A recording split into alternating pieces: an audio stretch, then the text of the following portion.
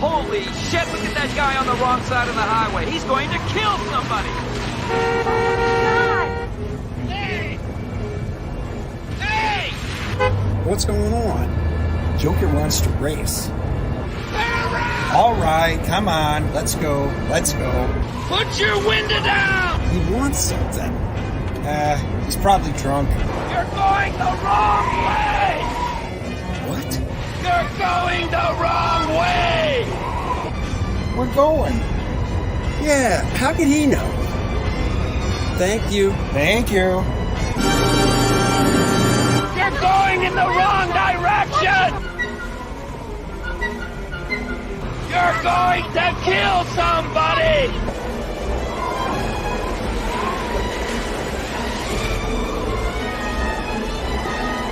You're going the wrong way! What is it?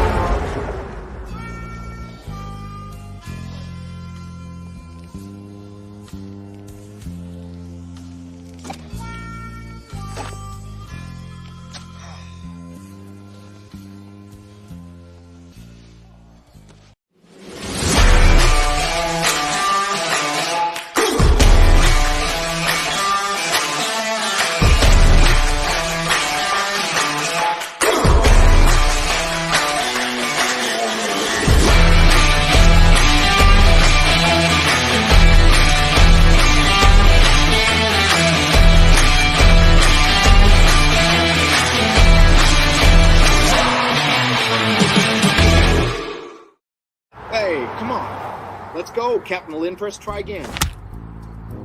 Hey, everybody, is there a window open? I feel a draft. Wanted a kiss and call your mother. Oh, that was a good one. Hey, prehistoric forest.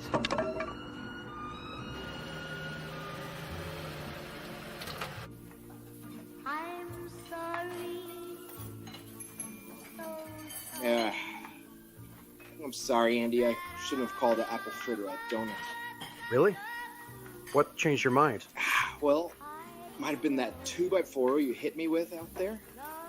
Hurts here, a little bit here, but mostly here. Yeah, well. Miss, are apple fritters donuts? Absolutely. I knew it. Yeah, well, anyways, I'll have a waffle.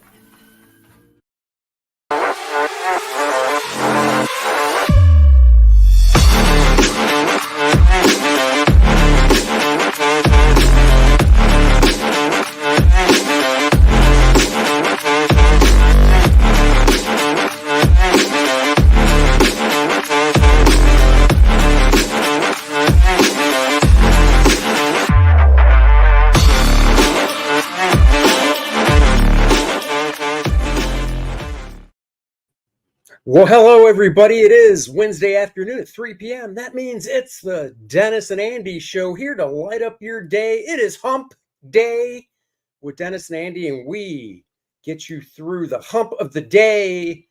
Welcome, everybody. We've got two guests coming up.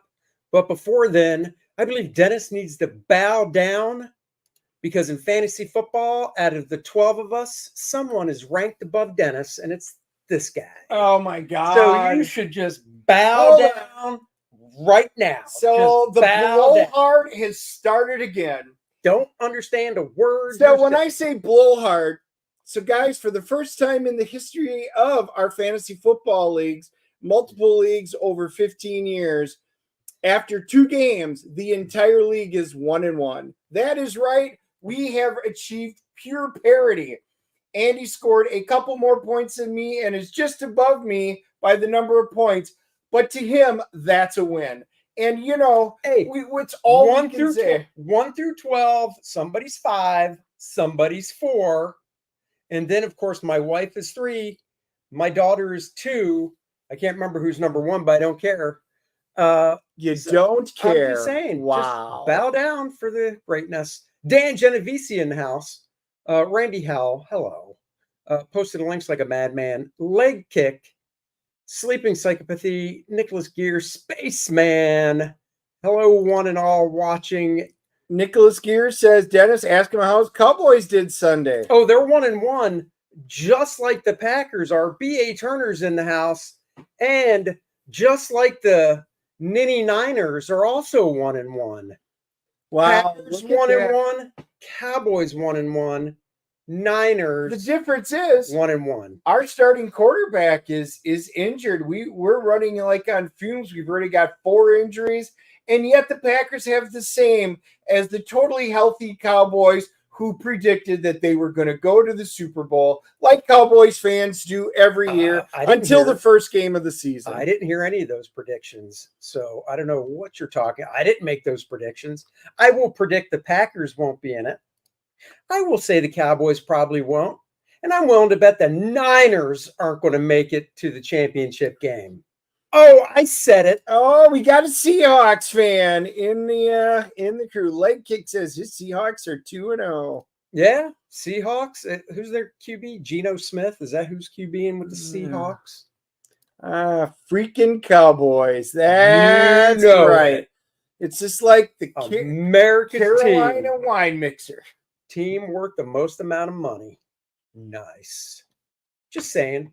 Anyhow, enough football talk. Well, I was going to say one thing is, and for those of you that are in there, guys, for the first time, like ever, I think we are streaming live on Rumble at the same time. It looks like it's working. I got no error messages this time.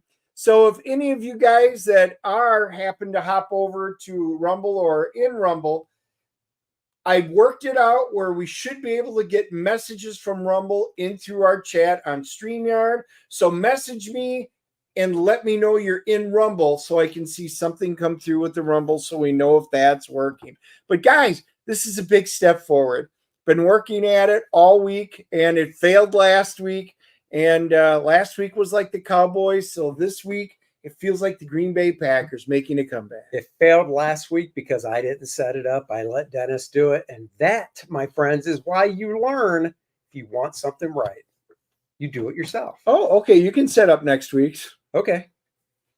Not a problem. Sounds like a challenge, but it's really not that hard of a challenge. It's called reading directions. You should try it. Dennis gets furniture and it's like, what is this paper that shows me how to do it?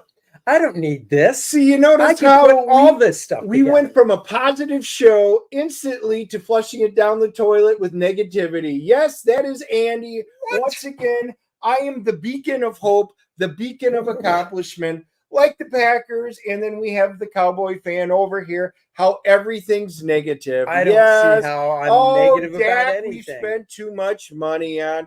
Lamb, we spent too much money on. Oh, it's about time Dennis got this to work. So here we go. Uh-huh. I hear you. All right. Well, we'll bring in our guest. By the way, let me just back up. Joe says, oh, is that a bet? No, it's not a bet. I just know with the injuries your team has, it's not going. Joe, just sit it out this year. That's all I'm saying, buddy. That's all I'm saying. You know, let's bring in our guest. Hello, Aaron of Immortal Rising. Oh, hi guys. How are you doing? Sorry, I was just reading this awesome sword and sorcery book.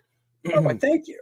Yeah, it's got tons of hot babes and hot dudes if you're into that as well. So I give you a golf clap for a great suck-up job. We love it. We love it. I got it signed by 2 very handsome men. Yeah. Yeah, and Andy. Oh, I don't know what you're talking about, you bastard. So how is everything going? Things are well. It's a Wednesday, so it is halfway through the week. I'm just trying to get through it at this point. So yeah, I mean, well, and the campaign's going really well. So I hit the goal, and now I'm trying to get my first stretch goal. Oh, good. That's cool. We'll get into that too. Hojo says, Dennis, you just got destroyed by Derek Carr. I don't consider a 4-point loss destroyed in a foreign country. Yeah, don't care. I'm good with all of that. That first game, I said it way before the season.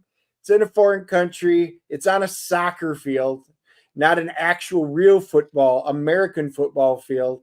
I had a bad feeling, so it is what it is. I just didn't expect our Mr. Love to go and get injured for 6 weeks. Did you see the Panthers bench Bryce Young? I did. So that was a great trade with the Bears. That's sad. Yeah, that's a sad thing that I feel bad for Bryce Young, actually. So, and yes, I feel bad for Jordan Love because he's my backup fantasy quarterback. So, damn. Now, no wait, Andy, you're a Detroit or not a Detroit, Dallas fan, is that right? Yes. Okay, but you live in like the Carolinas, don't you? Yeah, but I didn't grow up here. I didn't grow up in Dallas either. I grew up in Maryland, so it was either be a Redskins fan, no thank you, and I went with the Cowboys. And technically, Andy's never grown up, so I mean, we can just leave it at fair. that. That's fair. Well, I mean, I have grown up because over a man and a goatee. He is a full-grown man. Yes. Whatever. I'm assuming you hit puberty at some point, so I'm trying. I mean, the pubes grow, the penis didn't, but you know what? Yeah, had to be descriptive. Needle in a haystack. I don't think your wife minds, so it's okay. Well, we got one kid, so it did work for a little while. Yeah, at least once. Yeah, at least once. So, and then, well, you had to use the turkey baster for you to get kids. So, you know, hey, whatever works. I got That's what artificial insemination was back then. Little turkey baster. Spaceman, Rumble Stream is good. Thank you. Love to hear it. Nice. Look, just after you're done, have her jump up and down a lot, and it'll help in Inception. There you go. Andy is I'm surrounded by Redskins fans. See? Yeah. There you Are go. they called the Redskins still, or did they go back to it? Or? They're the Commanders, which they don't even own the trademark or copyright to, which means anybody could make merchandise using it, and they can't do a thing about it. Yeah, I saw something on Twitter. I don't know if it's real or not, but the guy that the Redskin logo was modeled after, either him or one of his descendants, was like, "Hey, we want to put it back on there." I mean, I've seen various things on like Facebook when I'm scrolling about how they're being sued to bring the name back to the Redskins and stuff because it was modeled after a real, the logo was modeled after a real person and stuff. Yeah. But I'm always skeptical when I see that stuff. So I'm like, why wouldn't I hear about this someplace else? Why is it only showing up here? Yeah, it's just the internet. Yeah. Yeah. So I don't know. I think they should bring it back, though. I think it's like knocking Aunt Jemima's face off the syrup and stuff. That that was there first. Was the Land O'Lakes girl? Yeah. What happened to that? Land O'Lakes, Native American. Yeah, and it went to White Pearl. What's that? I mean, like fucking colonization, dude. Colonials. That's right. We took Land O'Lakes and kicked that Indian right out of her land as well. Yeah.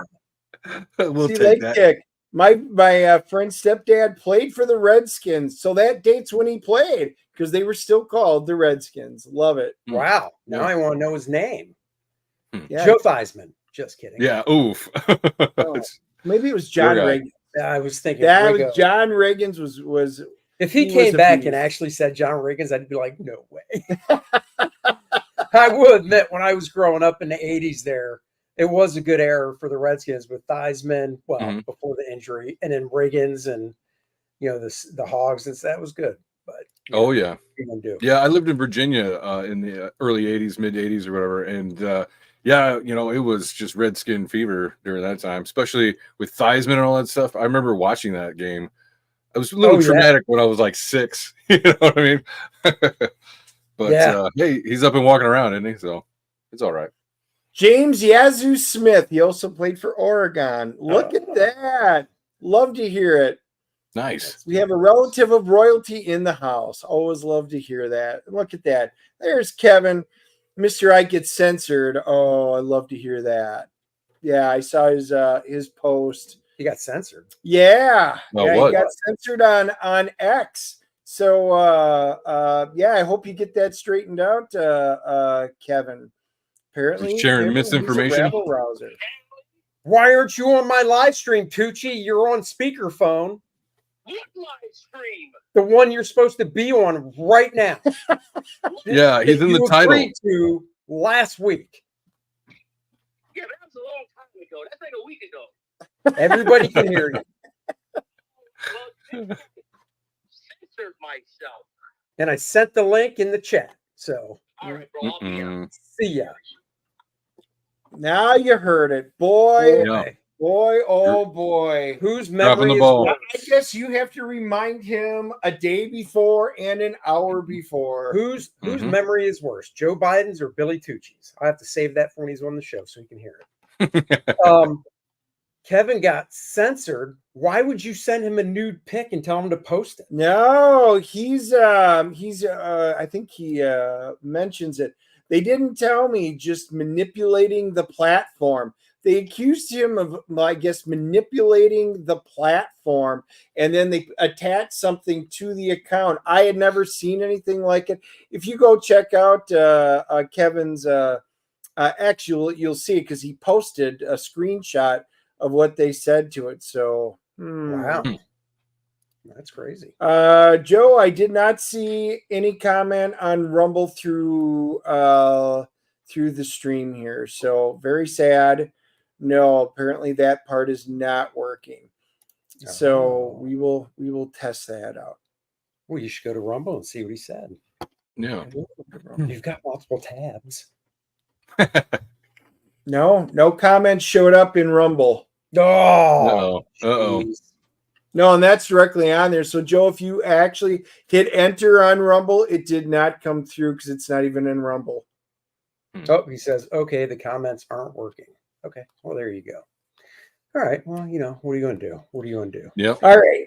Why don't we talk about, why don't you share your screen so we can talk a little Immortal Rising while Sure. you wait for Billy to get up. That's right. 1 second. See if I can do this correctly. I've got faith in you. I'm glad somebody does. All right, let's do that. There. See that? Oh, look at that. Beautiful. Boom. I can't do something. My guidance counselor was wrong. See? Let's make that big. There we go. Listen to them. Mine said I'd be a janitor, and I said, like your husband, and then I got suspended. So. Oh. Nope, comments are working. I saw look at Dr. that. Mask popped in there, and look at that, Tess. Those are working. So, Joe, you actually need to hit enter or hit the little arrow button to pop it up so it comes out, because I'm assuming 49ers fans have a hard time with that because nothing is actually on live stream. Oh, damn. Yeah, I went there, Joe. He did. He saved me from going there. I had something all ready to go. All right, let's talk a little Immortal Rising. Give us the scoop. Fill people in. They've never heard of this before. Sure. 1 second. I need to adjust my screen for a second. All right. Daniel Russell says, I think I backed that. Well, there you go. Nice. Yeah, so Immortal Rising is it is an epic fantasy mixed with survival horror. A little bit of survival horror. But yeah, it would be like if Final Fantasy and Castlevania came together and you would have Immortal Rising. So it's basically, the story is about these 5 strangers who are abruptly pulled out of their daily life and thrown into a war zone, in a war that they're not aware of or what's going on or anything. They can't even speak the local language. So it's up to these five people to kind of not only survive all the monsters in the land, but also figure out a way to overcome their own differences and learn to work together as a team. So that's the main story. And then with Immortal Rising, it's actually 2 stories in one. The secondary story, it's about 10 pages. It follows the adventures of the Knights of Locutus. And these are basically like your god level characters in an RPG, right? And they're they're basically brothers in arms, right? Like a god of magic and a god of battle. And they are on a quest to fight off this evil empire of the Bammonites, known as the Bammonites, who have invaded a planet, the planet of Terra, which is where our main story group has been teleported to, or transported to. So it's up to them to figure out the main conflict of the story is the evil empire invades this Terra planet looking for an evil artifact to help them win the war against the Knights of Locutus. And it's all coming to head in one giant battle for everybody. So, which will probably hint, maybe spoiler, will be in issue 3. So, Oh, cool. Yeah. Billy, welcome real quick to the show. Aaron. Hi, Billy. Nice to meet you. Yeah, Aaron, sounds great. I was in the back room because Andy Smith wouldn't let me in for the past 20 minutes. Oh, please. Billy, we're good friends, and I don't like Dennis besmirching you. And he did say, I thought Joe Biden's memory was bad, and then there's Billy. And I was like, whoa, that's not cool, Dennis. Wow. So, I know. Well, I'll just be like the Teamsters president, and even though 58% of my members are voting for Donald Trump, I'm just going to say the Teamsters are staying out of this election. I don't know if you saw that. No, really? I didn't. Yeah, the Teamsters took an internal poll today and released it. And it said 58% of their members are backing Donald Trump and 38% are backing Kamala Harris. And so instead of endorsing Trump, though, even though what's his name said that the president, I forget his name, said that he was going to abide by, by his members' wishes and the way they wanted to go. He decided that the Teamsters, for the first time in recorded history, will be sitting out this election. Wow, that's so crazy. Really go with what his members said. Yeah, regardless of this, I don't think they were expecting what the members said. And probably the rank and file members are all, and every union guy I know, same thing. Now, I don't care who you're voting for personally, but every union guy I know, every single one, aside for some teachers, but they're like weirdos, right? There it is. There it is. Travis, for $2, hit the bell, Billy, and he did. Thank you, Travis. Thank you, Travis. So they're all voting for Trump. Well, all the union guys I know are voting for Trump, except for a few teacher friends of ours. And they're weirdos anyway. Teachers. Yeah, I mean, if you're at this point, if you're gonna vote for Kamala, then you have to be a weirdo, don't you? I mean, at least, or maybe you're not paying attention. I don't know. I think they're deeply ingrained into their political ideology. They sold themselves that they hated Donald Trump. As soon as he came down the elevator, the day a week before that, they all loved him. They're just too tied in. I had a fellow comic pro, a buddy of mine, texting me yesterday saying, arguing with me that both of Trump's, the two would-be assassins of Donald Trump were Republicans. Oh, gosh. Oh, my God. Yeah, because the one dude, the latest dude, voted that way in 2016, but ever since then, he's been going off the deep end. Right. So, right. Exactly. Crazy. But I'm here for Aaron. I'm here if I can promote my stuff. Hang out with Andy. We'll do that. Yeah. So Billy, here's what we're doing. We're starting with Immortal Rising. Then we're going to have a little topic in between. And then we'll come in there with all of your wonderful Rocketeer stuff. Yeah, let's do it. I had a very cool. I had a great platform last night and on Monday on the Kings and the Bros. So Andy, please, I'm sorry, not Andy, Aaron.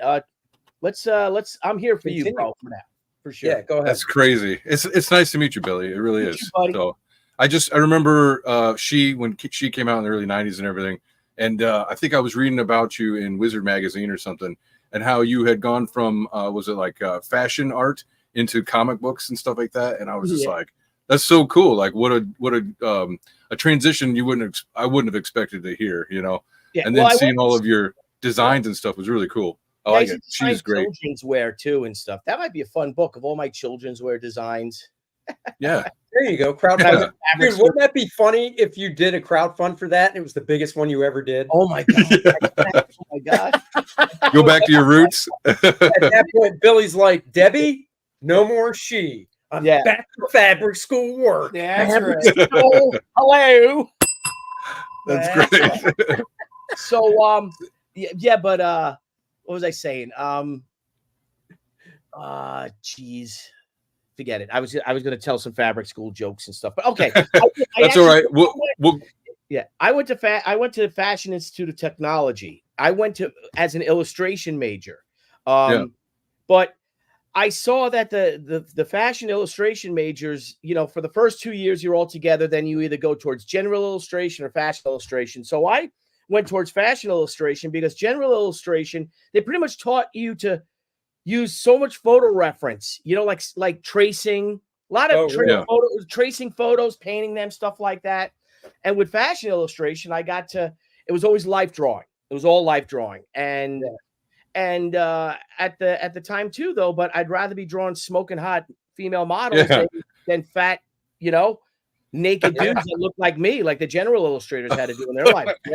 So nude model, hot nude model. Or and I get girls, sweaty guys. I got to like pose for me. I'm like, Debbie, you know, I'm like, honey, you got to pose for me. Or I'm like, I need you to pose. They're like, okay. And then I did I was like a paperback romance novel as the artist, you know. Anyway, that's one way to get girls. I like it. I wish I'd have thought of that. Pygmalion. I shaped them into wondrous things. Anyway. Very nice. All right, so I guess I'll go through Immortal Rising, the campaign, kind of quickly. So I've got these two premiums. I guess I'll see if I can just show real quickly. I have two premiums. One is done by Corey Barton. He did the Blue Girl cover. That's cool. the Empress of the Evil Invading Empire, right?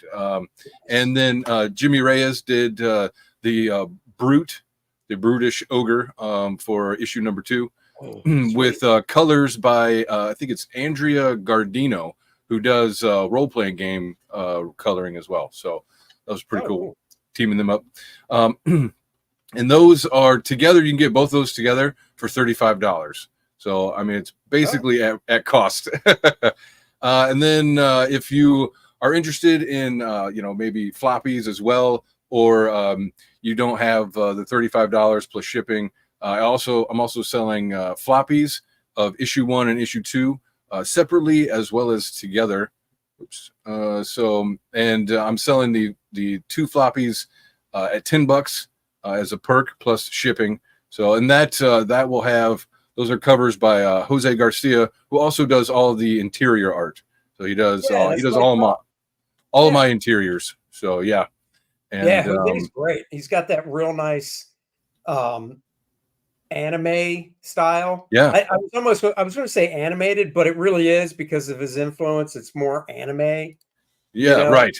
Well, and he worked in animation studios for I don't know, 10 years or something like that. I remember when I met him.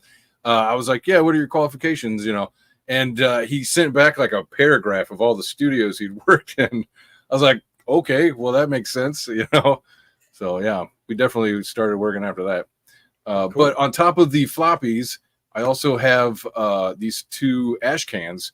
These 2 ash cans, the black and white one we did together for Arrow Comics. They did an anthology. Out of Obscurity. And what this one is the idea was to find an old story or hero or villain and just retell the story like a one that was in the public domain, right? And so I don't know where I found it or why it spoke to me, but I found this drawing of this crazy mad scientist character, and I was like, you know what, I kind of read through the story. It's from the 40s, and I was reading through it, and for some reason it grabbed me, and I was like, I want to do that one.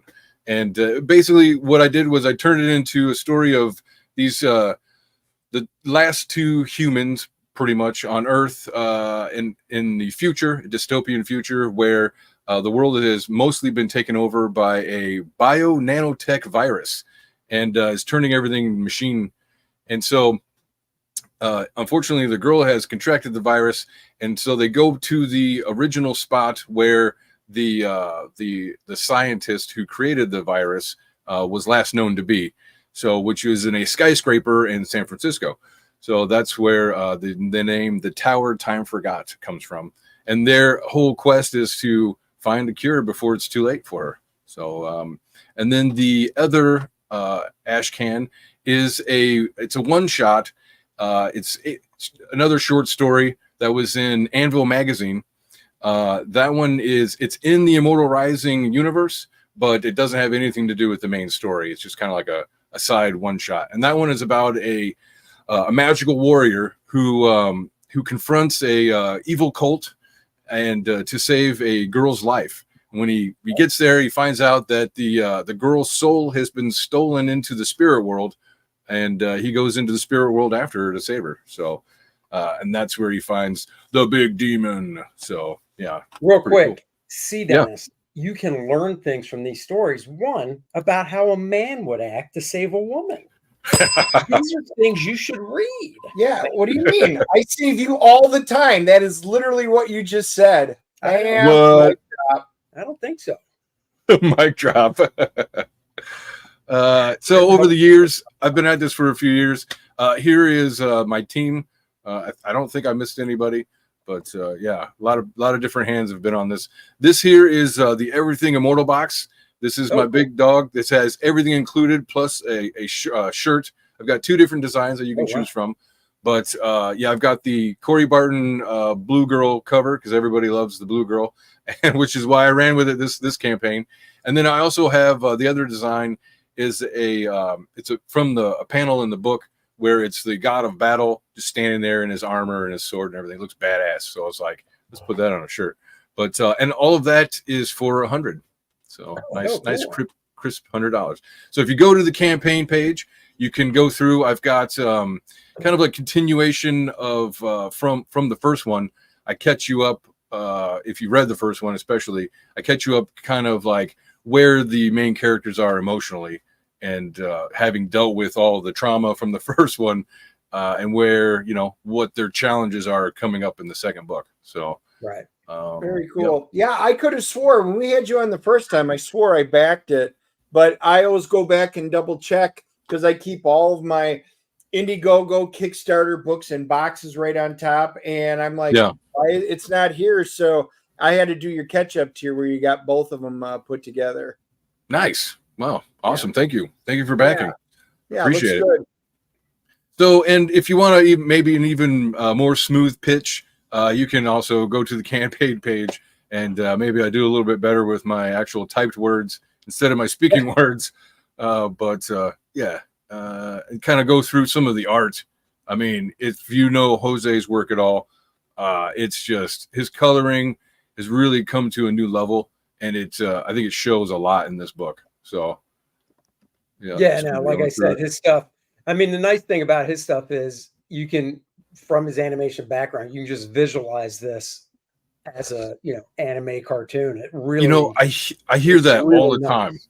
Yeah, it's like people who have read the first one before I even launched this one. They were kind of doing reviews, or I talk with them and stuff. They'll be like, "Man, it's like it's like reading an anime. Reading an animated movie." So just like the way.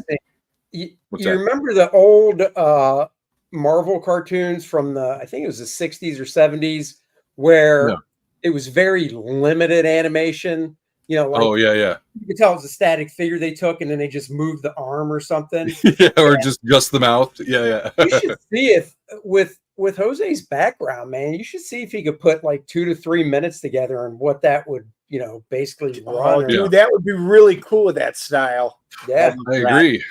I'll tell you what, if I can get to 10 or 20 grand, then I'll consider that. Yeah, I hear you.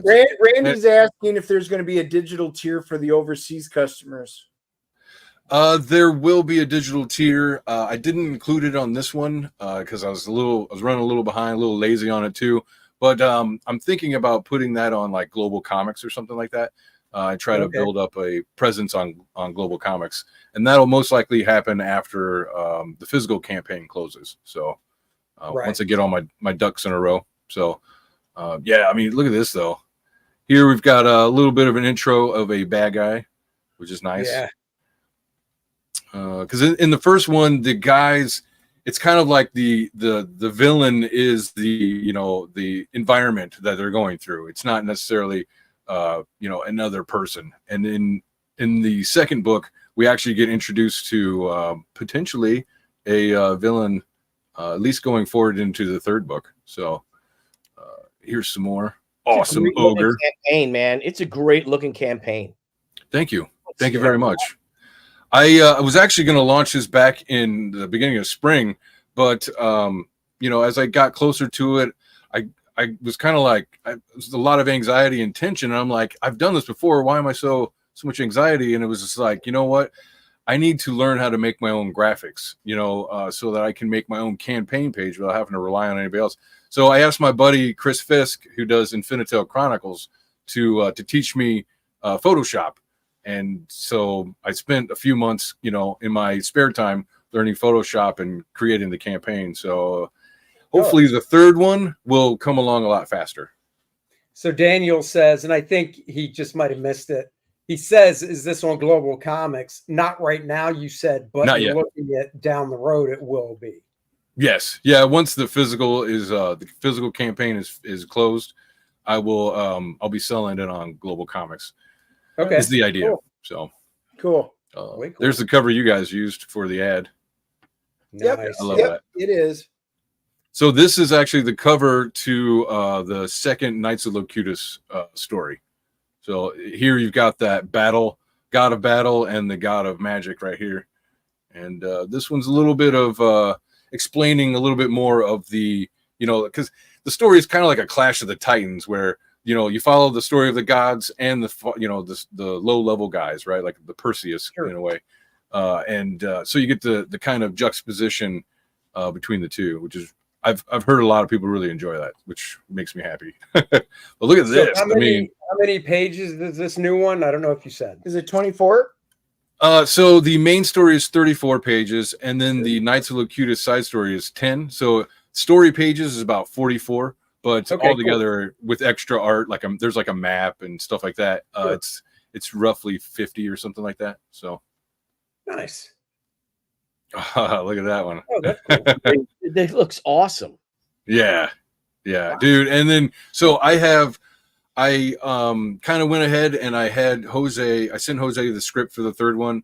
He's already done the preliminary sketches, which I'm dying to show people, but I can't.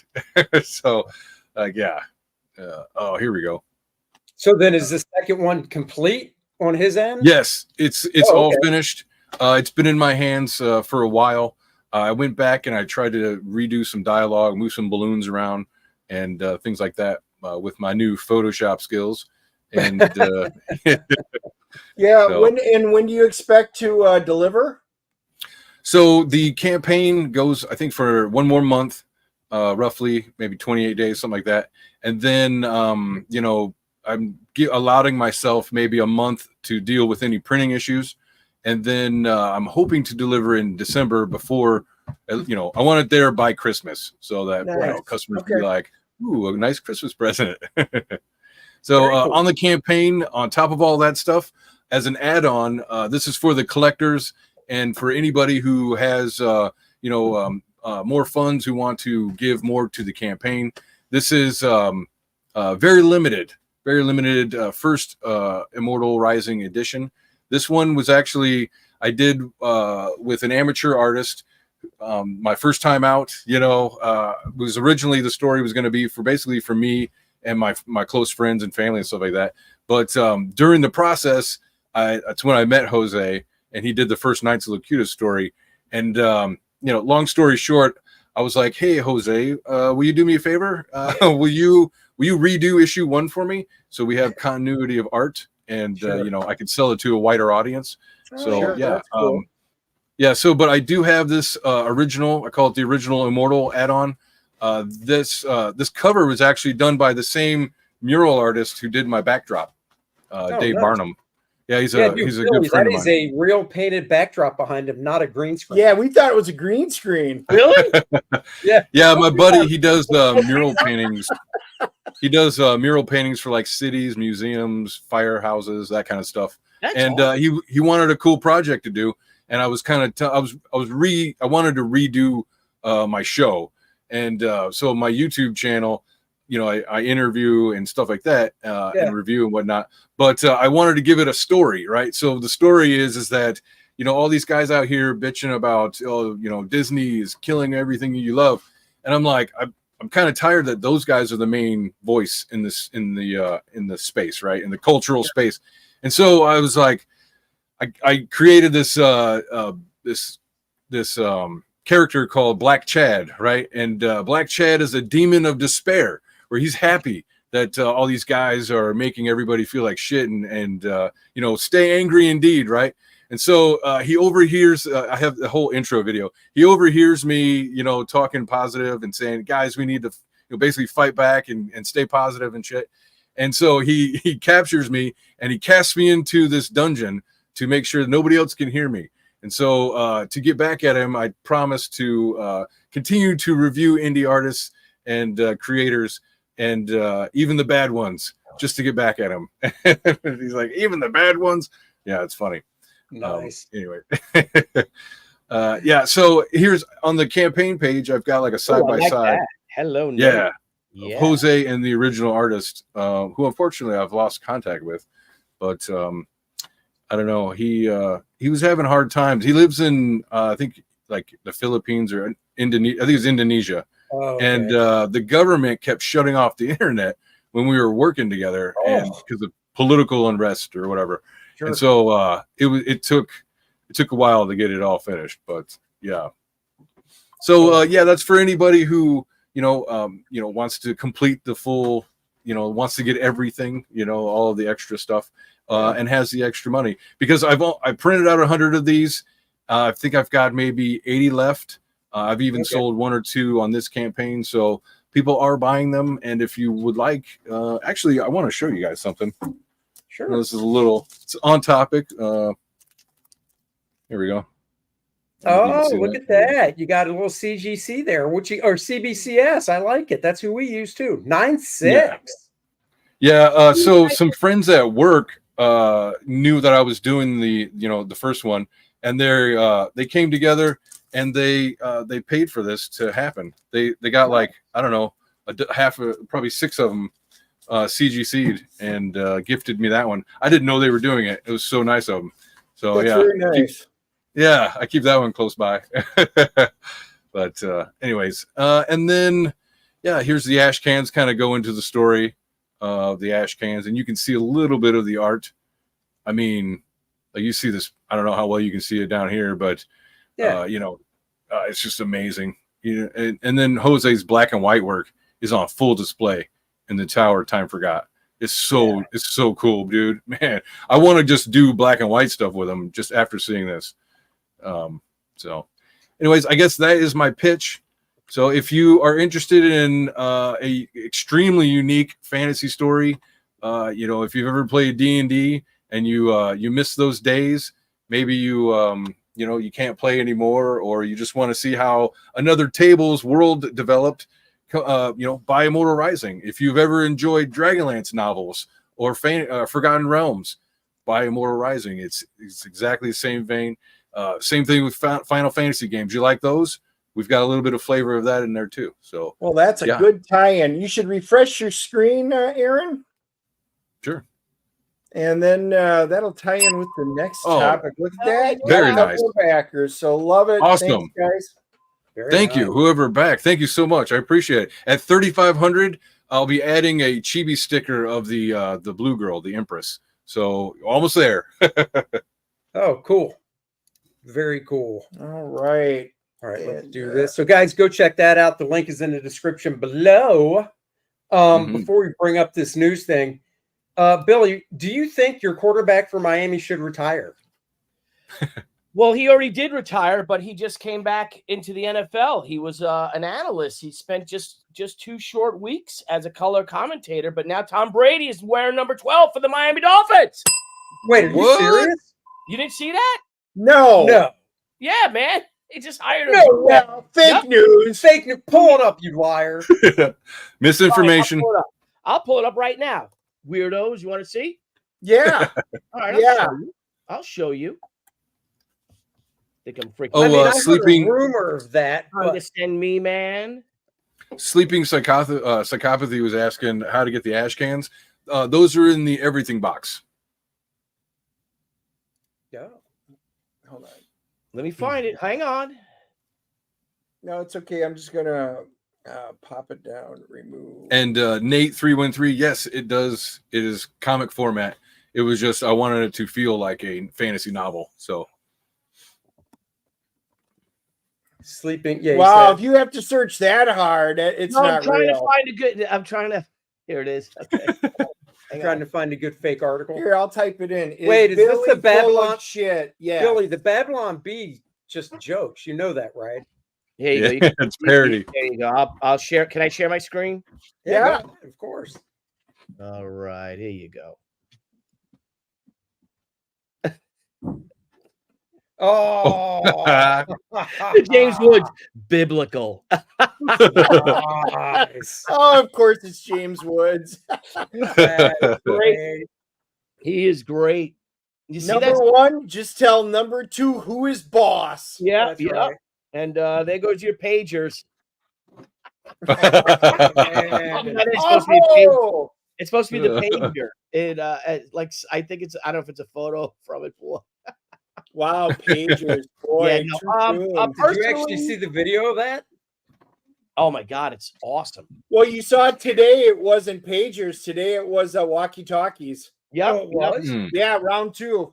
yeah. No way. Yeah, they figured the Thousands. same number of casualties and stuff from the walkie-talkies. So they bought Man. them from so they bought them from like a Chicom From Taiwan.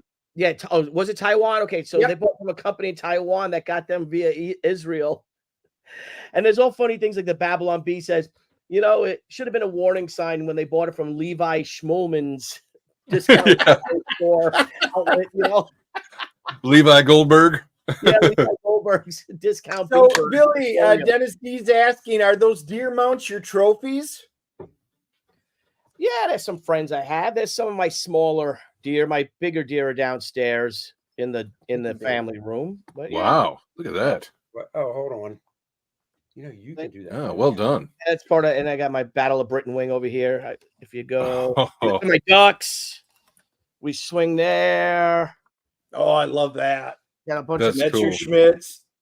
yeah, Messerschmitts, and oh, my wing fell off my berry battle. So a Rocketeer stuff going on there. yeah, that's cool.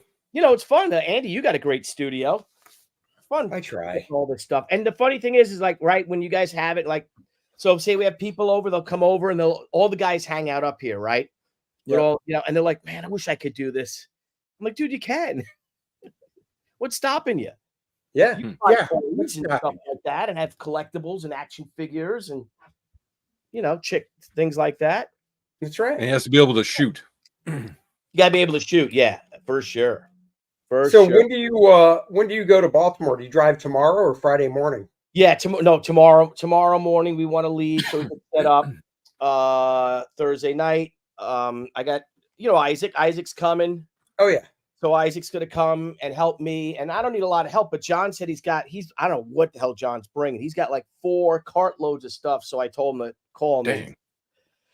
And we'll help him bring his stuff in. You saw how big his and Shane's banners are, right? No, I Did you see didn't. Oh my God. Just go to one of their X accounts Okay. and go through the media. So you can just go through the photos they've posted. It's been a couple of weeks, but dude, they're huge. I mean, they've got to be like 12 feet across and like 8 feet high. I mean, they're huge. No way. Let's see it. Media. Where's media? On his And- profile, okay, it say that's how media. you find photos. What's that? That's how I like this one that Shane shared. Let me share this bad boy. Sure. You want to share my screen? I Oh no, will. I got it. Sorry, let me do it.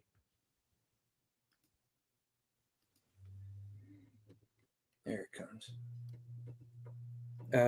Oh yeah, dude. Yeah. I saw that too. Says new movie with Sydney Sweeney has threesome relationship. She's like, let's fucking go. That's right. Works for me. Works for me too, old chum.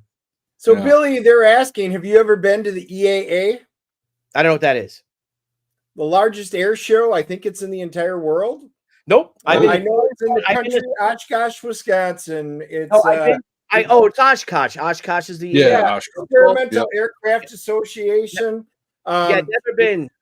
Yeah, that's where all the warbirds come in. The B-17s are out there. That's where I got to see my first one, F-117. The B-2 flew over, back in the day. We used to get flight line passes for all the warbirds. It's great stuff. Yeah.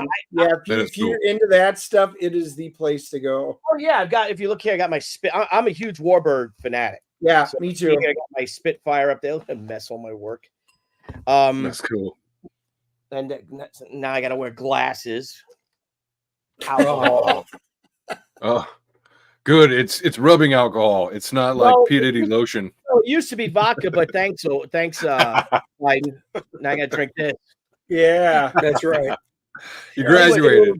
But no, I've been to Reading, the Reading Air Show a bunch of times, and I've been to Sun and Fun a bunch of times. Got to meet the Tuskegee Airmen. I got to meet some of the Flying Tigers. This is going back 20 years or so. But I made my film Some Trouble of a Serious Nature, which was based on which revolved around a Corsair. So I actually used. Yeah. So when's that film coming out that I've only asked you about repeatedly for the last year? I have the hard. Okay, so I have it on DVD, but I have the actual hard drive. I got to be able to take the hard drive files off of the existing hard drive and put into something smaller so I can use it and share it instead of just sharing because the DVD will be like a second generation, or third generation. It's not going to look that great. I bet Mr. Blevins, who's not on today, I bet he could help you with that. Niall Scala is the techie guy, and he couldn't figure it out. So I have to bring it to these guys. Oh, he was going to be my second choice. Yeah. By the way, there's his banner. Oh shoot! Whoa! Holy dude, that's on his porch. I mean, how big does that thing look? That thing's got to be like. It's almost the height of the ceiling, so that's at least pushing 7 feet. Shane's house is 6,700 square feet, so he lives in a nice, like in your neighborhood, and he lives in one of those manses, those antebellum type of. So John's banner's the same size. They got the matching, That's funny. Huge. That's like a 10 by 7 foot. Yeah, you have to take a picture of their. Well, I'm sure they'll take pictures. So I'll do it. I'll get in early and I'll do it. Yeah, no, that's freaking cool. So I kind of wish we've got a show here locally on Saturday. I told Dennis, I said if it wasn't for the fact we committed to that, I'd say let's get a cheap hotel and drive up for an overnight. But EAA 600,000 people this year. Wow. And air shows are something, man. I mean, I think one of my biggest thrills of the air show was seeing 2 German F-104 starfighters, which is my favorite jet fighter. Nice. They were there and they were performing maneuvers and stuff and just screaming, 50 feet off the deck. Wow. Awesome. Just tiny little rockets. If you guys ever saw was the Right Stuff. That was the jet that Jaeger used at the end. Yeah. To climb for like 120,000 feet or something like that. Oh, insane. One of my favorites was they had a F-100, was an F-86 versus a MiG-15, and they went head to head overhead. It was fantastic watching those guys go. I love the F-86. I love it. The MiG, F the MiG and all that. Rusky.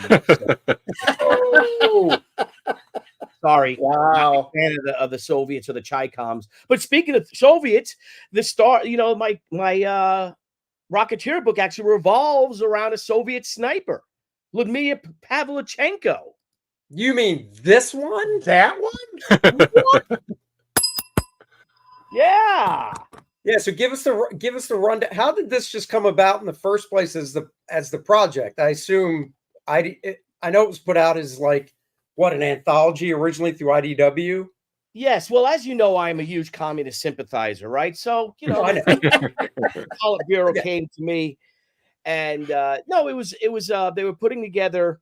Scott Dunbar was putting together, who formerly of IDW, was putting together a charity book with Operation USA, to do a book to actually help raise money for the refugees of the Russo-Ukrainian war. Nothing political, just to help these refugees, because you see, like, they were just invading Poland, and you know, they were just the taxing and stuff on the local economy and all, and they ended up raising like $177,000 or more. That all went to these refugees, these poor people. So he asked me to do a story to contribute, and then he called me and said, "Would you like to do the Rocketeer?" Because Scott knows the Rocketeer is my favorite character. Dave Stevens, Joe Kubert, Walter Simonson. They're like my comic book heroes. Those guys, probably my top 3 comic heroes. So I was like, of course. So he spoke to Jennifer Stevens, Bacham, Dave's sister, and she gave us the approval. And the book was one of the short stories in it. It was a lot of pinups and all, but it did win the Eisner Award for Best Anthology, and I'm honored to have been up to play a small part in that. Yeah. And then we just talking. I was talking to Scott, talking to Jennifer, because people have been asking me, because the book sold out. So they've been asking me for it. And I'm like, you know, so I call up Scott, and texting Jennifer, spoke to Jennifer, like, why don't we put this book out as a small 32-page art book? And see if we could raise some money for the Harry Cell Leukemia Foundation. Yeah. Oh, that's nice. In Dave Stevens' name, we're going to give a portion of the of the proceeds to it, because I can't give it all. I got to make the book and stuff. But and she thought it was a capital idea, Andy. Capital. So we're putting out this small book. It's on Kickstarter and Indiegogo. It's a very short campaign, about 20 days, because this will be going to press in the next 2 weeks, or it'll be finished by the time we get our numbers. We'll go to press. Right. I think we've got 2 weeks, or I think we have 14 days left to the Kickstarter campaign. By then we'll know our numbers, and then we'll pull it down from Indiegogo as well, and get those out to everybody. It's a book I'm very proud of, and it's a fun book. Like we were talking yesterday on the Bros, Andy. You do my script process, so I show my script pages, my roughs. I love black and white roughs. I love to get an insight into the creative process. Then of course you'll see my pencils, my inks, and then the final colors. And you know what? Then we'll have stuff. We'll have a tribute to Dave. I'll talk about Ludmila Pavlichenko, who she was. And again, if we could make this little comic, make some money, and give some and give some money to the Harry Cell Leukemia Foundation, I think it'd be a nice project, and something out there that I think everybody will enjoy. Something I'm really super proud of. Yeah, I love stuff like this, seeing the behind the scenes and all that. And I didn't get the original. I didn't even really know about till it was too late. Yeah, that's the thing. I mean, they did raise a lot of money, and we would buy them. I would buy a bunch of them and then sell them for them too at conventions and stuff. But they're gone. I think they're gone. They did it through Zoop. Oh, okay. That's probably why I didn't know anything about it. Yeah, and I promoted it and stuff, but it's still, you know, it went for a good cause. Operation USA is an amazing nonprofit. The man that runs it, his name escapes me, and I don't know why. What a saint this man is. I mean, he really is. He's I think he's an attorney out in California, and he's just a saint that goes and raises money for these people that are stuck in war zones or been displaced by war and famine and things like that. He's raised millions and millions of dollars, and he's a very humble, quiet man. And you know, Dennis was telling me that at night his house is like a war zone. Would he qualify for any help? Because he just has it coming at him every direction at home, he says. Yeah, you know, I don't know. I gotta tell you, I think being married, I think we're all veterans of that. You know? Yeah, that's true. Dennis doesn't have a separate bunker like I do above the garage. So yeah, you know, that's true. Yeah, I have Oli up here too. I'm up here. I can escape, but sometimes there's no escaping from the wrath of seriously. Do you ever? This is Aaron. Forgive me if you told me previously and I forgot. Are you married or? I am not officially married, but we basically are married. Yes. Okay.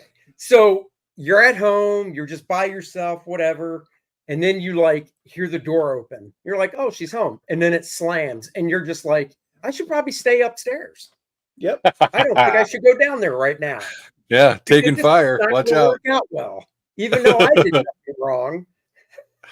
Yeah, did I just hear the keys slam on the table? Oh shit! Right, exactly.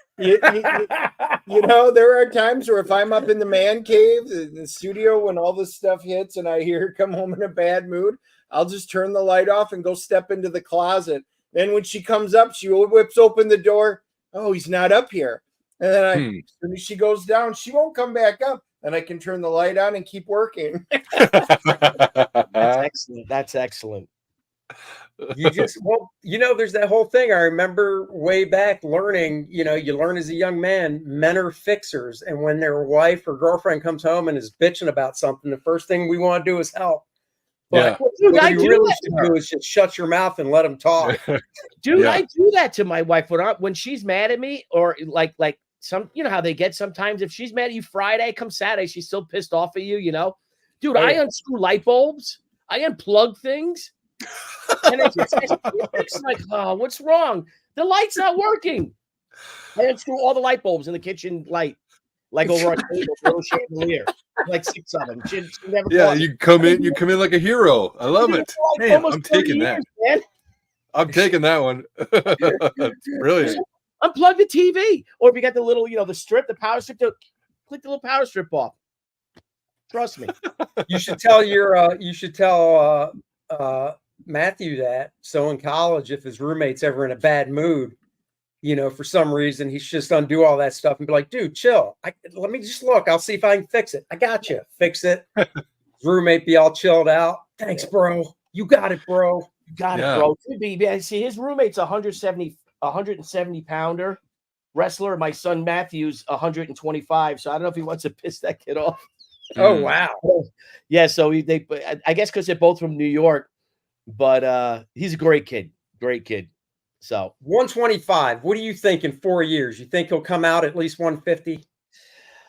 Well, he was telling us over the summer, because like he got accepted last year, so we knew he was going to school there in like August. So and he goes, you know, and he told us, he's like, I gotta be honest, I think I only want to wrestle for 2 years and then focus on my studies. And we're like, really? He's like, yeah. We're like, oh, well, we'll see how it goes. But I don't know, like there's in his weight, there's 7 kids in his weight class. And 2 of them or 3 of them, 2 or maybe 4 of them are like juniors and seniors. So they kind of stay, but he's grown a lot. My son Matthew was always really small, and now he's growing. Like William, like you guys met William. Yeah. If you see William 4 years ago when he graduated high school, his picture of him, we got him a car, you know. He's like 2 inches shorter than me, and now he's like 5'9". Oh, you know? wow. So they both, our kids are late bloomers, big time. So Matthew's taller than me now, so he's probably 5'8", and he's 125. But he's a rock. But who knows? Who knows? Late bloomers. So Billy, when are you gonna bloom? I don't know. I'm still waiting for my testicles to descend. You know, Billy, that's a pretty. I can't grow a beard. Thanks a lot. I shaved. What's today? Wednesday? Thursday? Yeah. What's today? I shaved Saturday. Look at Of me. last year. No, Saturday. Wow. Yes, Last year. You know, that's a pretty strong question coming from the guy sitting next to me whose inseam isn't any longer than Peter Dinklage's. So let us know your legs descend that down is to the true. floor That was for your length. That is true. You understand, you know, God made me this way for a reason. So like in football, so I'm almost 6'1", right? And Billy knows how short my inseam is. You look that like means I have a very low center of gravity. If I'm when I was in jiu-jitsu or when I was wrestling or in football, that low center of gravity comes in very handy. Just saying. Sure. Yeah. Everybody's made that way for a reason. Just sometimes it's a joke. No. Can I share Dennis in college. Picture Dennis in college. Of course you can. Sure it is. Yeah, I can't wait to see. Oh, I can see the thumbnail. It looks just like him. Yep. That's it. He dressed like that that's funny. That's his Halloween picture one year. Only I had a cape. Because unlike them, I like capes. That's right.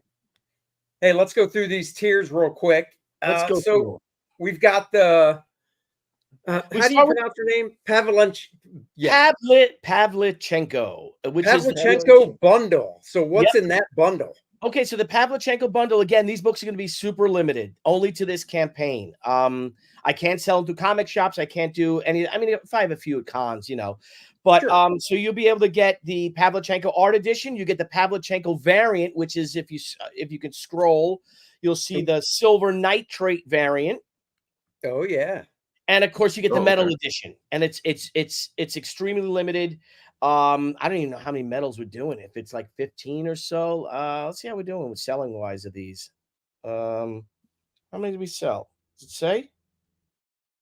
Well, I was going to say you have to do. I don't know. Let me see. Let me see if I get this perk myself. I'll see if I get it.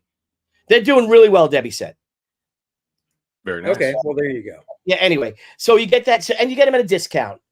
As opposed to getting all them individually, obviously. So then you can scroll. You can get if you scroll back, Andy, you just get a regular edition. We have a digital edition out there again, as someone was asking for their. What is this guy Joe Bernardo saying? Sorry, Penn State will get schooled by the Ohio Buckeyes. Shut up, Joe Bernardo.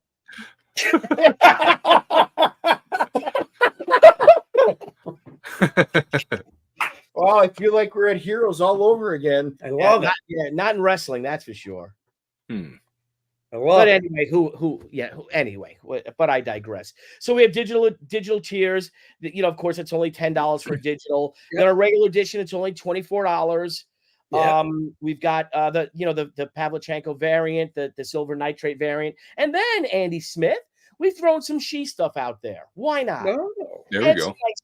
Some nice she perks. All these things are from past campaigns that you can no longer get. You got the Great Renzini edition. You get a Sakura Moon. The 25th anniversary edition. We found we found 25 she 25th anniversary editions that were in a box. No way. That's awesome. You ever find like stuff in short boxes or anything? Oh, yeah. Oh my! And Debbie's like, "What the hell are these?" I'm like, "What?" It's like, "These are 25th anniversary books." I'm like, "I don't know." They sold out. Awesome. We told people we didn't have them. I'm like, "Well, all right. Well, I don't. What do you want me to do?" Well, we got it. Yeah. Whoops. Yeah. So she's put it. So then she's put that on the campaign again. A lot of these rare things, very, very rare, very limited, really cool stuff. And again, if you guys could back it to help us out with the campaign. We truly appreciate it. It's a really cool story. I got to do the Rocketeer. Like I said, he's my favorite character. That Lyudmila Pavlichenko, that woman is amazing. So her father actually took part in the first Russo-Ukrainian War of 1920. Oh wow! And he was a hunter. She's Ukrainian, right? And then when the communists took over and everything like that, she ended up getting volunteering and fighting for the Red Army. And in 1 year, good to see you, buddy. She killed over 300 fascist soldiers. Dang. Wow. And then they took her, and then she got wounded in a mortar attack. Then they basically said this woman's too valuable, to lose. So they used her for the propaganda effort. She ended up coming to the United States, meeting President FDR and meeting with Eleanor Roosevelt. And that may or may not open up a whole new storyline because, my God, what if the Nazis want to kidnap or assassinate? So when she was doing that year that she did all that, what was she like? Just in her 20s or something? She was 25 in 1942. Wow. 24 years old, 25. She was studying to be a school teacher. So she got married, as you do. She worked in a factory. But again, her father was a hunter, so she learned to shoot through him. She is add-on. No, there's she perks, bro. Nate. Yeah, there's She Perks. We scroll down. Just Yep, click on the link. It's in the description. But yeah, look at all this stuff. A lot of She Perks of our limited stuff. Yeah, They're all very limited. Yep. Anywho, so yeah, she's 20. So she gets married. She has a child. She gets divorced from her husband. He was abusive. She ends up working in a factory, and she enrolls in the Kyiv University to become a history teacher. War breaks out. She ends up volunteering because she can shoot, and she becomes. You got to think. So you have Vasily Zaitsev. There was another Soviet sniper who fought throughout the entire length of the war, and they had like maybe 100 kills more than her. She got 309 kills in a year. Oh my gosh! And then, so we're talking. I talked to Scott Dunby. I've mentioned it to Jennifer. We'll see. Who knows if it'll happen, because who knows what's going to go on with the publishing rights. IDW has it at least until April. But what a cool story that would be. The Rocketeer. What do you think? Forces again to save Franklin Delano Roosevelt from Nazis. Do you know what, like, so she was a sniper or sniper? Yep. Yeah. So what do you think her average distance was from a shot? Do you? Oh man, you got to. Any idea? Or well, in the city, it could be a lot closer, but at least I'd say the least amount, probably 300 yards. And what type of gun would they be using? What would they be using back then? She had a Mosin Nagant, which is a bullet comparable to our 30-06. Pre-World War I rifle she used with a scope. Badass, total badass. She ended up getting she ended up having a son, moved back home with her parents, raised as a single mother. She ends up getting remarried. Her husband gets killed in the war while she's her husband gets killed, and then she ends up becoming through her becoming a history teacher, a professor. She ends up staying in the Soviet army. She ends up joining the Soviet Navy and retires as a senior researcher, which is equivalent to a major for the Soviet Navy. And she dies, and she has a stroke in 1974 and passes away as a hero of the Soviet Union. 1974. She wasn't that old then. 58 years old. You know, they smoked and shit. And, you know how it is. Wow. 58 years old. My age. She died when she was my age. And war. And war. You hear a story like this, you're like, why isn't there a movie about this chick? I know there's got to be one. There's got to be a Russian film. You think it would be awesome, a female sniper that time period? So it's not like they've got somebody measuring wind and all that bullshit that they have now. You know, they don't have. Oh no, it's her. It's her. Like they don't have rangefinders. None of that. It's just her and doing all that. Yep, it's her. You think of Enemy at the Gates, and how hot was Rachel Weisz in that? I thought she was smoking. Yeah. Oh yeah. You know, they got to sit there, and she'll be looking, and she has to look for like a shard of cloth hanging from a rusted old beam or something that's blowing to do windage. And but no, she was a killer, man. And she was like I said, extraordinary young lady, extraordinary. And you know, that's that. Dan, the great Dan Genovese wants to know, why is the Rocketeer your favorite character? Man, I don't know. I don't know if you saw the Rocketeer when it first came out from Pacific. That was also one of the. So I love the 40s. I love history, as you could tell. Oh, yeah. You know, I know my pirates, Andy Smith, as you know. Oh, Andy, I know. Andy, can you name 2 female pirates? I cannot. But you sure as hell did. Can you name one? No, I cannot. I don't even remember from the show. You don't even remember. Oh. Mary something. Mary. I'm sure there's a Mary Reed and Anne Bonny. Yep. There we go. Yep. So, anywho, yeah, they didn't know that, Aaron. What's up with that, bro? I won the bros. So you got the Rocketeer when it first came out through Pacific? Well, you weren't into comics back then. You didn't discover it until when? No, well, I was into comics. I got into comics. I started buying comics. But the better I got at art is when I moved away. So once I got into comics in college, I really got into 100%. I got into Frank Miller, you know, like in 1989, all of Miller's run, I fell in love with. Then I remember seeing the ads for the Rocketeer movie. And I'm like, what's Rocketeer? And they said, based on the comic. And I went to the comic shop, and I'm like, oh. So I started buying up, you know, those books, and I just thought it was the greatest thing. My two favorite books were The Rocketeer by Dave, which was very rare, and Mark Schultz's Xenozoic Tales. Oh yeah. I just love that art. I was just like, oh my God, it's great. And I don't know, I love the 40s, I love the 30s, I love the whole time period. Jennifer Connelly. Yes. Oh, dude, oh my God. Yep. She can do anything she wants. Oh, okay. Fox and no, shit, it's on Amazon? Is it Amazon Prime, so it's free by any chance? Do you know? I'll have to look it up. Yeah, that'd be cool. She actually, if you go to my update, Andy, on my page, I don't know if you could do that. Go to updates. I write about it. And if you go to my updates and share it, you'll see.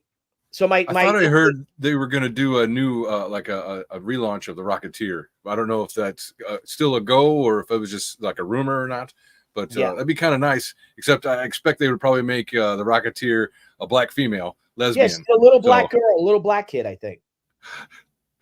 Yeah. So that's now her, the Rocketeer.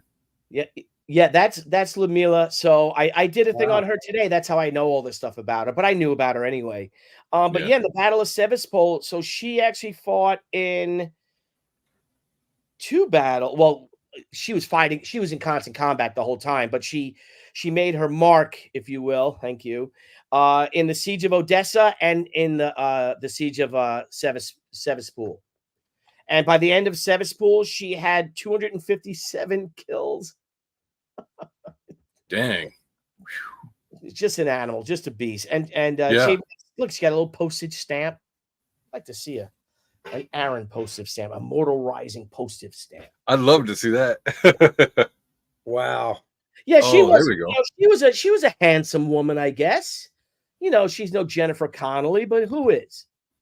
No, but you could get an actress to play her, no problem. Oh yeah, who cares? You think that they're gonna get, I don't know. Get that Sydney Sweeney in there. Get Sydney Sweeney to play her. That'd be great. Dirty her up a little bit. Put a little. No, I'll dirty her up. Sorry. Did you say Sydney Sweeney? Yeah. Well, Sydney Sweeney could play anybody, so she could lay back and then just put the rifle between her knockers and that would steady it. Sold. But anyway, so if you guys could support this campaign, like I said, it's very near and dear to my heart, and I think you're gonna love it.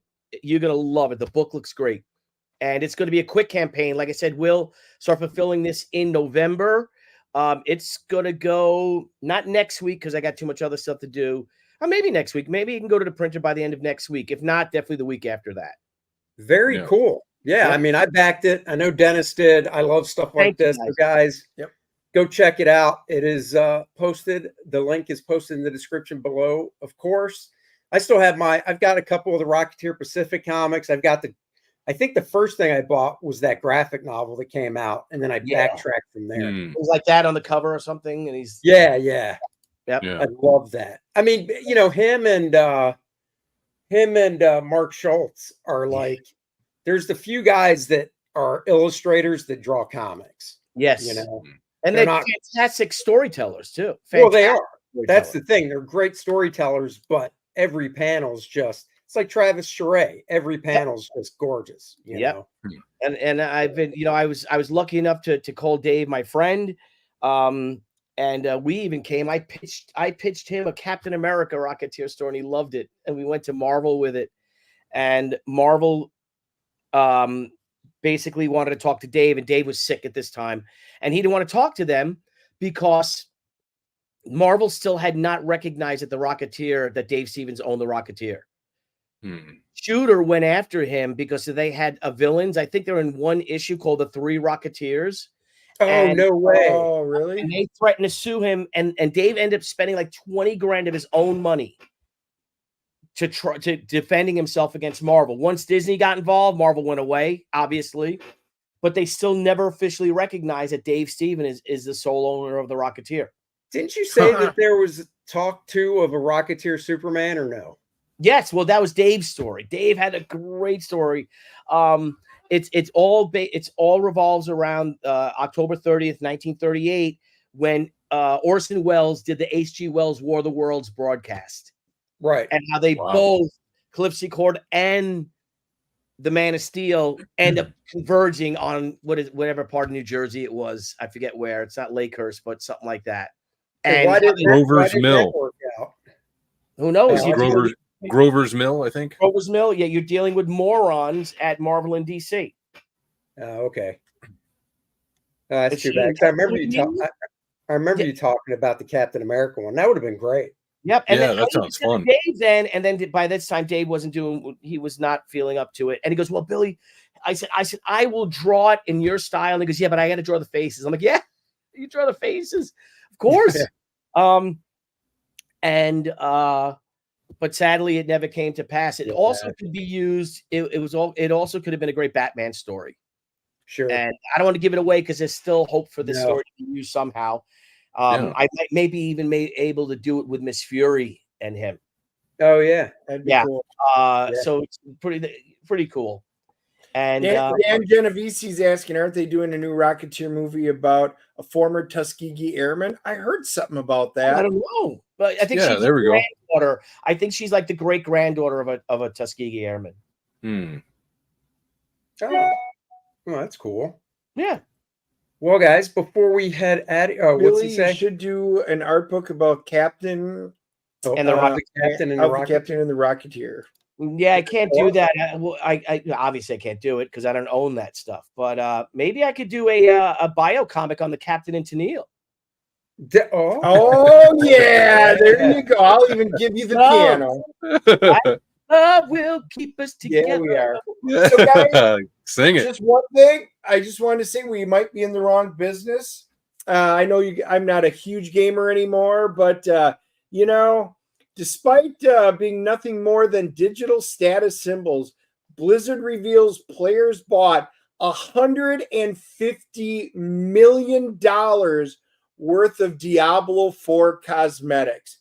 You want your character to have a blue hood instead of a green, or a cape, or you want different colored boots. Chaos. $150 million people paid for nothing more than costume stuff for their character.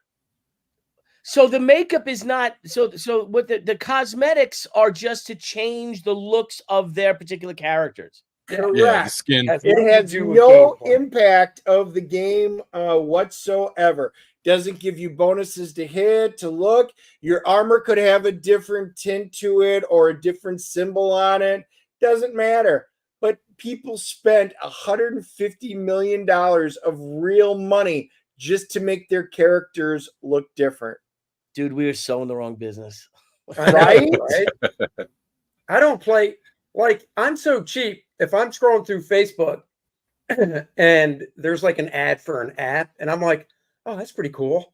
And I click on it. The first thing I do, I scroll right down. I click on the necessary information. And if it says in-app purchases, I'm like, I'm good.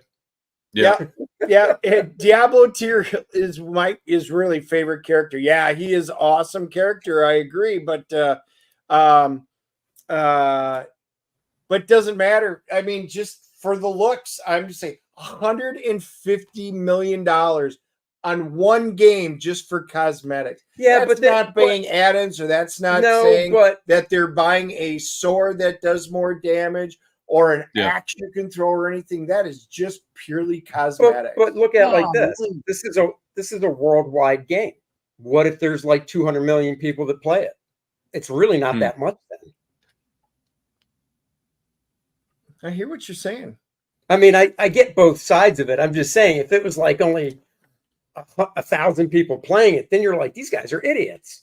But, worldwide, that many people playing it, I don't know.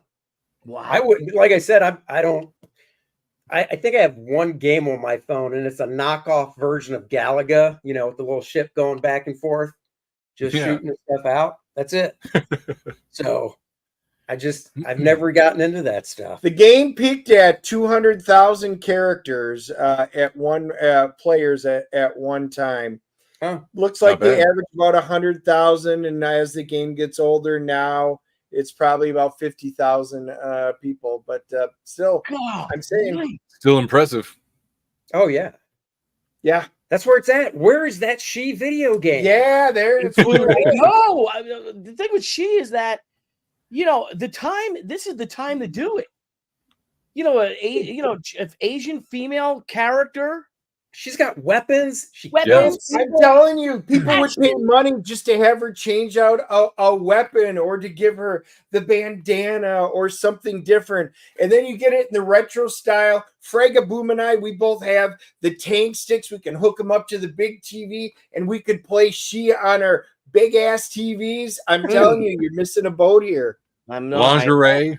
No. Imagine lingerie. Yeah, she's the perfect character for this. I know when Dennis said you could have people pay for her to change, I thought he was going to finish with out of her clothes. And I'm like, different type of game, Dennis. Different type of game. Jeez. Oh, well, what are you gonna do?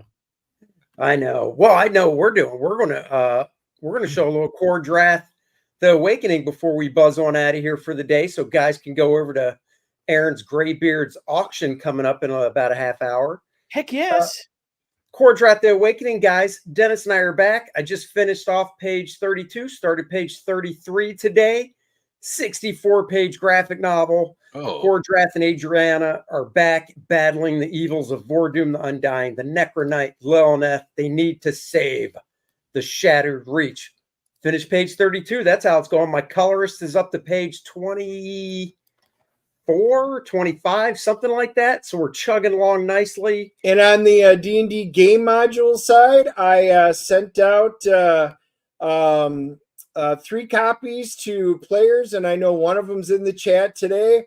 They've gotten the copy of the beta, so they'll be test playing it. I'll be getting my feedback, and we'll be going from there. So that is moving along in the proper direction as well. Everything is chugging along.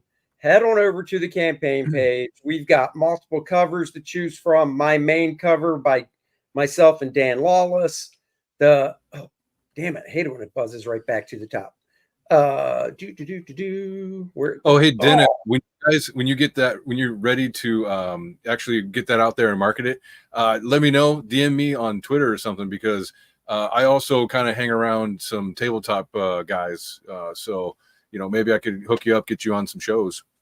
Yeah, dude. I'll have Dennis. Dennis is the man there, so you guys can chat about it. That'd be great, because I mean, that's what we did with the first one. The Mayhem in the Mirador Mountains, the same thing. It went out. They tested it. I got feedback.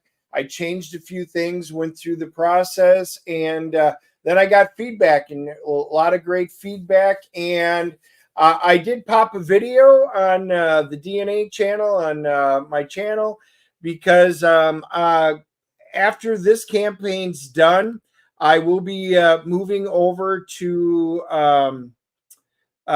Shadow Dark as my main campaign. Yeah, there you go. Yeah, they're all talking about Shadow Dark right now. It's phenomenal. I bought the whole thing, and we're switching to it. Very cool. So guys, go check it out. The next stretch goal is at 60,000. And everybody will get the already unlocked goal of the Vordoom playable character card. And now everybody will also get a print of this beautiful cover for the game module by Bart Sears and Dan Lawless. So everybody can get that. We've got the CBCS signed and graded edition you can get. We know they're all going to come back in 9.4 or higher. So you can get that, the Ultimate Collector. How does Parody that work? ad is back. If you don't mind, how does that work? Is there a tier that people actually can order a CBCS book? Yes. Then do you send like a case to CBCS and they pick out the best ones or something? No, we pick them out. Guys, I'm a comic book appraiser. That's one of the other things I do. So I like this last one. We sent in a dozen books, and I picked out the best ones out of the 12. We got 199, and all the rest were 98s. Yep. So yes, we just sign them up. He picks out the best. We sign them, ship them. They'll send them back to us, and we'll mail them to you. So it'll take a little longer because we have to wait, obviously, for them to do their turnaround. Their turnaround's like 4 to 5 weeks, so it's not that bad.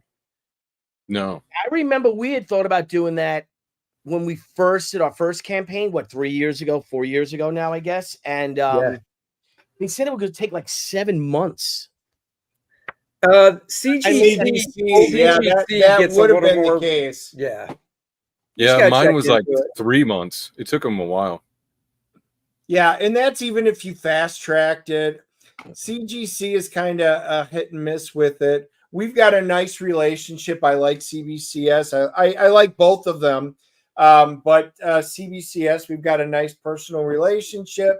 You know, they went out of their way. It's just like, you know, for a book like this, you know, they actually put it down that Kor-Drath and Adriana, this was their first appearances and stuff like that. You know, Vordoom, they did all of that, whereas CGC probably wouldn't have gone out of their way to do it. So, you know, that's why we kind of use them. They're just good. Yep. Yeah. So go check it out, guys. Great add-ons. Kor-Drath: The Awakening, the layouts, a whole book of my pencil layouts before I go to ink. We've got the manga black and white digest version of The Reckoning, the color digest version, which is a little bit bigger. They're both rated E for everyone. We've got the Kor-Drath minifigure in 3 different sizes that you can get. And of course, the collector's box, which if you don't get the tier that has the collector's box with all the books, you can get the box separately. So check it out. T-shirts are back. The new Bud Root poster featuring Adriana and Lilith, the variant covers he did, 2 different sizes for the poster. Lots of great stuff. Links for all this stuff are in the description below. Go back, Immortal Rising, Rocketeer, and Kor-Drath: The Awakening, guys. Yeah. Really appreciate it. And we appreciate our guests coming on today, even though one was a little tardy. That's okay. Yeah, we call. It's like, why didn't you remind me last night, dude? I thought I did when we saw. I thought before we bailed, I was like, "I'll see you tomorrow," but that's okay. Oh, Paul Taylor for $10. I see Jennifer Connelly. Hail panel and chat. Another interesting show. Is Jennifer Connelly in the comic? She was at her hottest in the movie. I suppose not, because you have to pay extra to use her likeness. Yeah, she is not. She is not in the movie. In the comic. But that's okay. It's a beautiful looking book anyhow. So yeah, and just go out and get it. And we should be getting the Christmas Miracle Kor-Drath children's book back in a week or so we can start shipping those out to backers in time for Christmas. But until then, tomorrow night, Dennis and I are going to see a movie. What's the movie we're seeing? Is Andy a racist? That is not it. What's the movie we're seeing? It is the controversial movie by Matt Walsh, title being "Am I Racist?" That You way are. Andy cannot What's the say name of the anything. movie? Yes, there you go. I Got can him. only tee you up so many times, Andy. You're like a mulligan in golf. I'm just saying. We are seeing Am I Racist tomorrow night. It's gotten great reviews. Yeah. The reviews. What's that, Billy? Yeah, well, the ones who are actually reviewing it, you know, it's good. Why? Because none of the critics are reviewing it. That's right. Oh yeah, I know. I love it. I think it's fantastic. Yeah, Jeremy Johns, one of my favorite movie reviewers. He actually reviewed it, and I didn't watch it yet. I will watch it after we do our review, because that way I'm not tainted. But apparently, because he removed it, he lost thousands of subscribers, and people were angry because he did his job and reviewed a movie. That's his job. Yeah. Right. He didn't endorse anything, apparently. He just reviewed it like he does everything. He is amazing. He's funny. I love that guy. And, I can't wait till we watch it, review it, so I can actually watch his to see if he thought the same thing I did or not. They sent test screenings out to all the big reviewers and stuff. And Matt Walsh even showed on X screenshots where people wrote back, "I'm not watching this. Why would you even waste your time sending this to me?" Yeah, right. And that just goes to show, like I said, you can't trust any. And then four of the main people in the movie, Rob and D'Angelo being one, deactivated their X accounts. I saw that. Yeah, isn't that something? But I mean, we reviewed like Lady Ballers. Yeah. I mean, we'll review any movie. It doesn't matter which side, which way it leans. We will go see it. We'll just give it our honest opinion, and it's, did we enjoy the movie or not? I don't Yeah. care. I don't need to push my political stuff, but we're just going to be honest. Is this a good movie or not? We'll find out tomorrow. Yeah. Yeah. So there you go. So that'll drop at 8 a.m. Your thoughts? And we'll be back next week at 3 p.m. We'll see you guys then. Everybody have a great night. Yeah. And it's dinner time. Live long and prosper. And Transformers, we did the review. That'll be popping up tomorrow morning for the new series from Skybound Image. There you go. Thanks, Right on. guys. Later. Bye, chat. You got it.